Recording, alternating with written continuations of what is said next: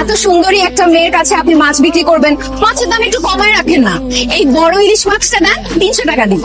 কি বললেন আপনি? একটা ইলিশ মাছের দাম 300 টাকা? প্রেম করেন আপনি? বয়ফ্রেন্ড আছে? না, আমি সিঙ্গেল। আমিও সিঙ্গেল। প্রেম করবেন আমার সাথে? প্রেম করেন, ইলিশ মাছ সব ফিরিয়ে দেবো। কি বললি তুই? প্রেম করলে খালি ইলিশ মাছ না, সব মাছ ফিরিয়ে দিয়ে দেবো। দিব সামান্য একটা মাছ হলে তুই আমার সাথে প্রেম করতে চাস? চেহারা জীবন আয়নায় দেখছস? আপনার যে চেহারা আয়না দিয়ে দেখছেন কোনদিন? মেকআপ ছাড়া তো আপনার চেহারা আমার তেলাপিয়া মাছের মতো লাগবে। আর একটা ফালতু কথা বললে তোর ইলিশ মাছ দিয়ে তোরে কিন্তু পিটাবো। চাইল্লা কথা খাবি? খবরদার, আরেকবার চাইলে করলে একদম বিয়ে করে বাড়ি করে দাও কিন্তু। কি তোর কত মাছ তুই বিয়ে করবি? হ্যাঁ বিয়ে করবি, তাই না? ব্যাপার সুইটি, ঢাকা শহরে একজন বড় ব্যবসায়ী তার ছেলে আজকে তোকে বিয়ের জন্য দেখতে আসবে, তুই এখনো রেডি হসনি? जिसने पूछा हमसे बिछड़े ভাই সাহেব, এ হচ্ছে আমার স্ত্রী শাহানা। শাহানা, উনি পাঙ্গাস খান। পাঙ্গাস খান?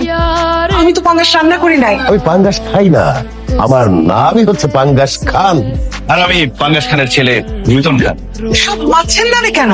মানে আন্টি, একটা ব্যাপার চিন্তা করে দেখেন, পৃথিবীতে ফুলের নামে মানুষের নাম আছে, পাখির নামে মানুষের নাম আছে, কিন্তু মাছের নামে মানুষের নাম নেই।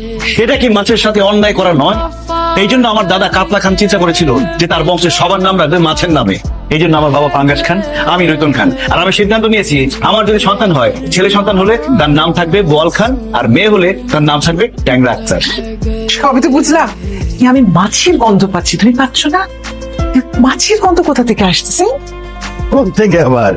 আমাদের থেকে না, কারণ আমরা যে পরিমাণ বডি স্প্রে মারি, আমাদের থেকে মাছের গন্ধ আসার প্রশ্নই আসে না। আমার মনে হয় কেন ওই আশেপাশে কোনো বাসা থেকে গন্ধটা আসতেছে, তারা মাছ কিনছে, মাছ কাটা শুরু করছে, এই জন্য মনে হয় গন্ধটা আসতেছে। আচ্ছা, গন্ধের কথা বাদ দেন, আপনার মেয়ে কোথায়? মেয়েকে ডাকবেন দেখে। সুইটি, মা তাড়াতাড়ি আয়, সবাই ওয়েট করছে। এই যে আসসালামু আলাইকুম। তুই আপনি এই চাইল্লার ঘরে চাইল্লা, তুই কি ভাবছস এই স্যুট কোট পরলেই তুই ভদ্র মানুষ হয়ে যাবি? তো কত বড় সাহস তুই আমাকে বিয়ে করতে আমাদের বাড়ির মধ্যে চলে আসছস? Sweetie, how dare you! মাথা খারাপ হয়ে গেছে? তুই পাঙ্গাস খান রতন বাবাজিকে জানে কেন বলতেছিস? কারণ বাবা এরা জেলে বাজারে মাছ বিক্রি করে, এর জন্য এদের চাইল্লা বলতেছ। খবর তেমন তোমার কথা বলবি না।